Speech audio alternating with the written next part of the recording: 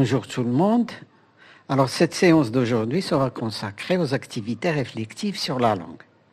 Nous continuons donc notre série de préparation à l'examen local de la 6e année de l'enseignement primaire. Notre première question concerne la matière lexique. Alors on te dit, quel est le gentilé d'un citoyen qui vit en France ? Alors la définition du mot gentilé. Le gentilé est le nom donné aux habitants d'un lieu géographique, ville, pays, continent, planète, etc. Il est souvent dérivé du nom du lieu où habite la personne ou dont est d'origine le peuple, mais il peut parfois être entièrement différent. إذا تنقصدوا بهذا السؤال شنو هو الاسم اللي كنعطيوه لواحد المواطن اللي عايش في فرنسا؟ شنو هو الاسم اللي غنعطيوه لواحد المواطن اللي كيعيش في فرنسا؟ La réponse donc, le gentilé d'un citoyen qui vit en France, c'est un Français. Alors remarquez, nous avons écrit un Français avec F majuscule. Parce que c'est un nom. S'il s'agissait d'un adjectif, on mettrait F minuscule. Deuxième question en lexique. On te dit, relie chaque mot à son synonyme. Alors nous avons une première liste qui comprend les mots honnêteté, interdire, sanction, comportement. Et une autre liste, conduite, punition, bonne foi, défendre. Alors, il s'agit de relier chaque mot à son synonyme. Réponse donc, le synonyme du mot honnêteté, c'est bonne foi. Celui d'interdire, c'est défendre. Celui de sanction, c'est punition. Et enfin, le synonyme de comportement, c'est conduite. Nous passons maintenant à la grammaire.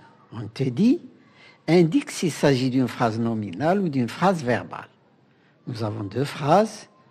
La première, quel bon acte de citoyenneté. La deuxième, le bon citoyen aide les démunis.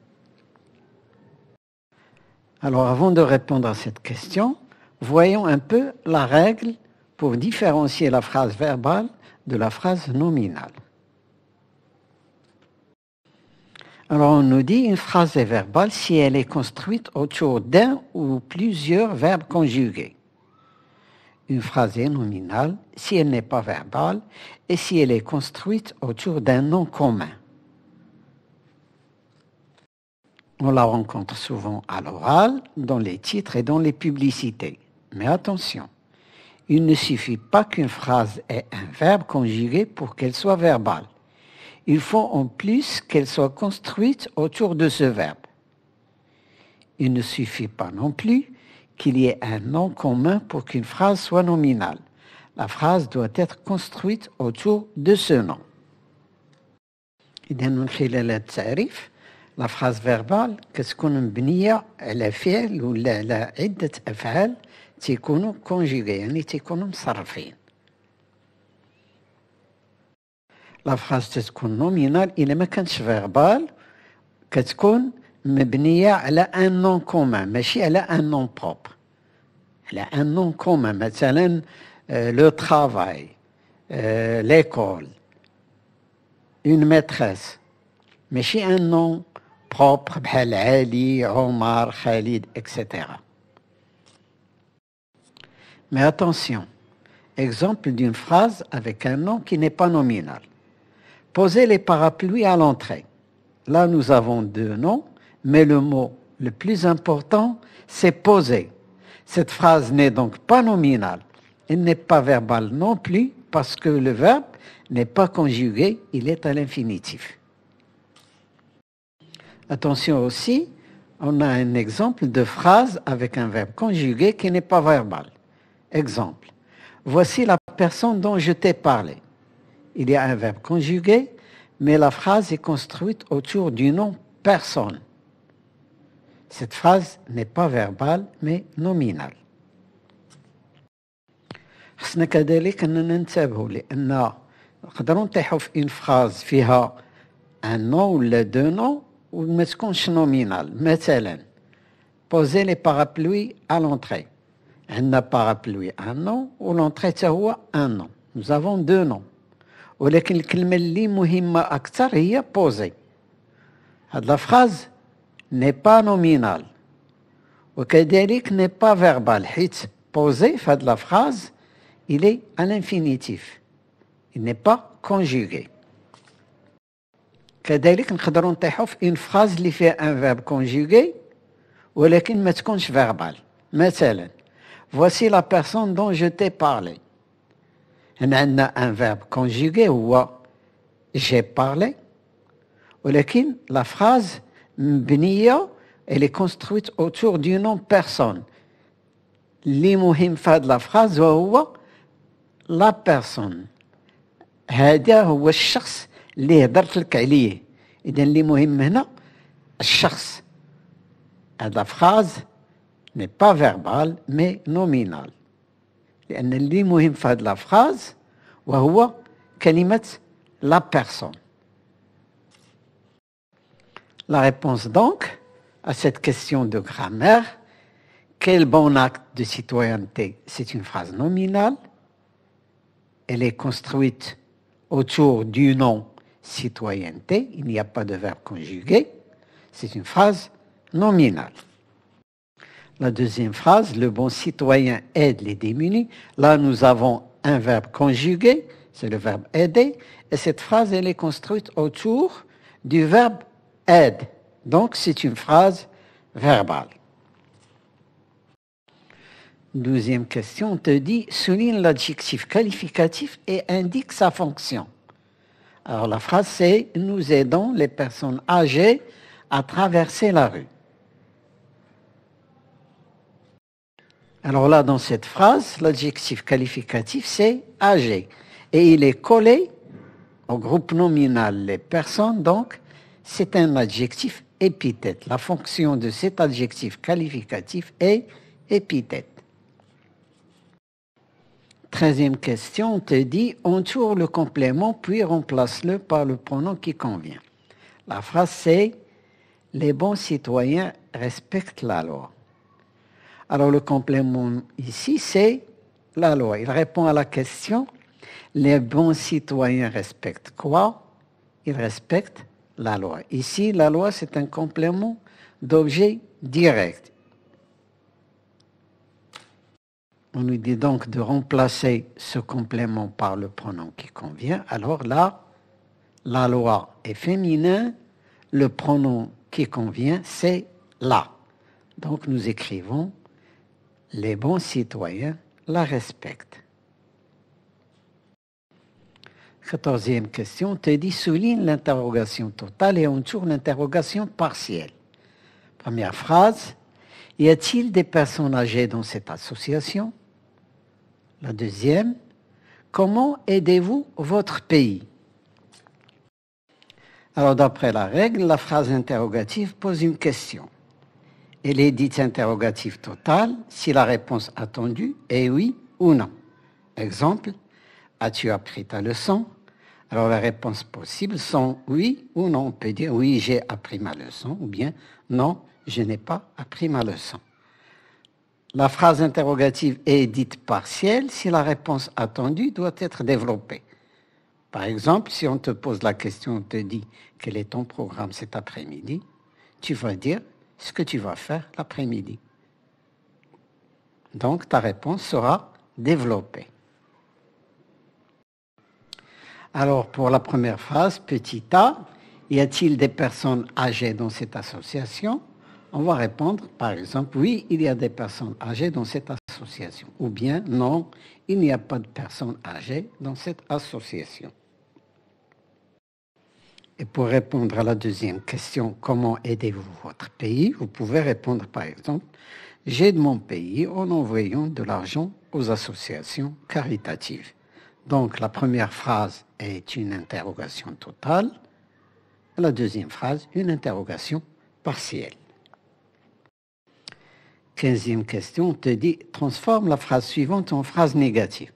Alors la phrase c'est « Il aide les personnes démunies ».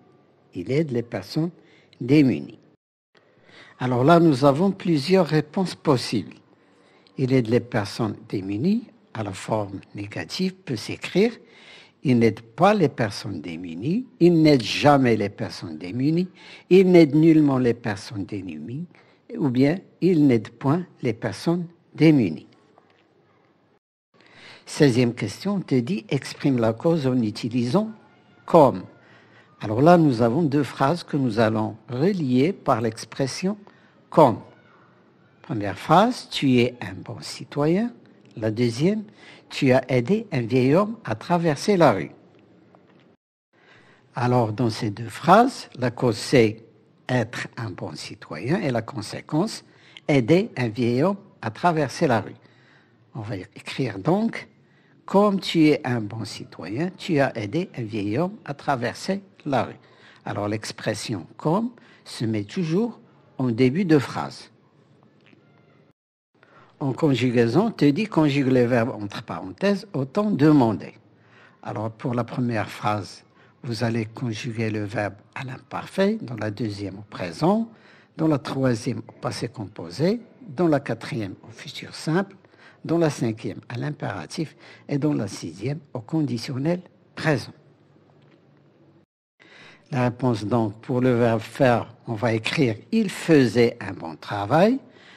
Pour le verbe être, nous sommes responsables de nos actes. Pour le verbe devenir, Samia est devenue une écologiste. Pour le verbe voter, ils voteront pour ce candidat. Pour le verbe respecter, on va écrire respectez vos amis. Et pour le verbe applaudir, les gens applaudiraient les bienfaiteurs. En orthographe, on te dit ajoute les accents qui manquent. Là, nous avons deux mots, mosquée et délégué.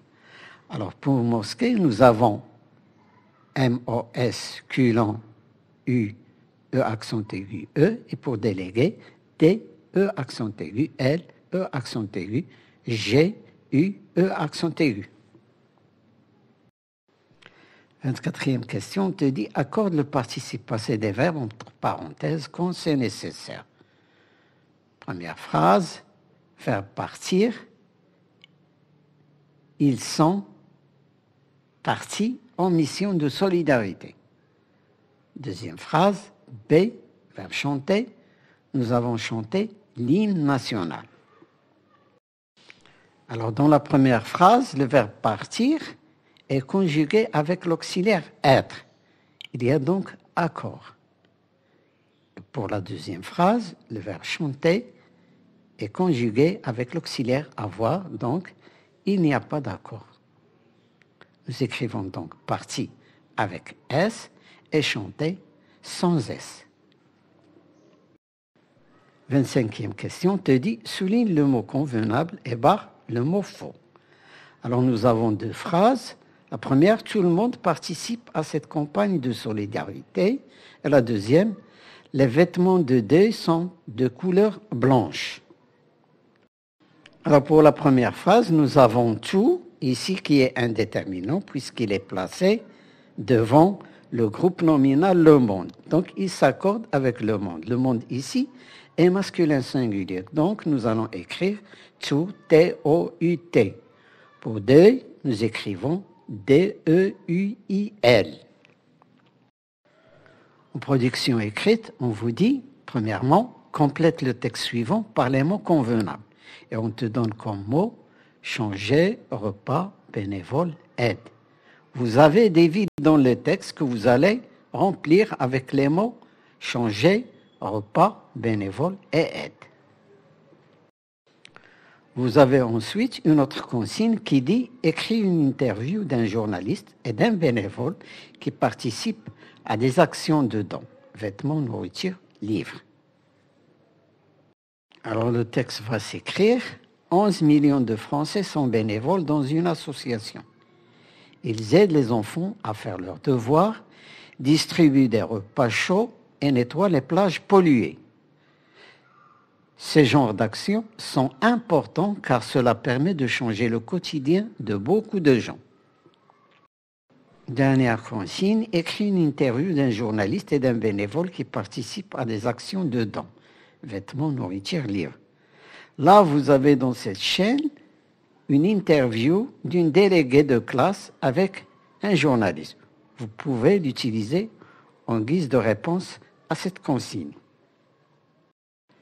Alors, nos séances de préparation à l'examen local sont terminées. Je vous souhaite bonne chance. Au revoir et à bientôt.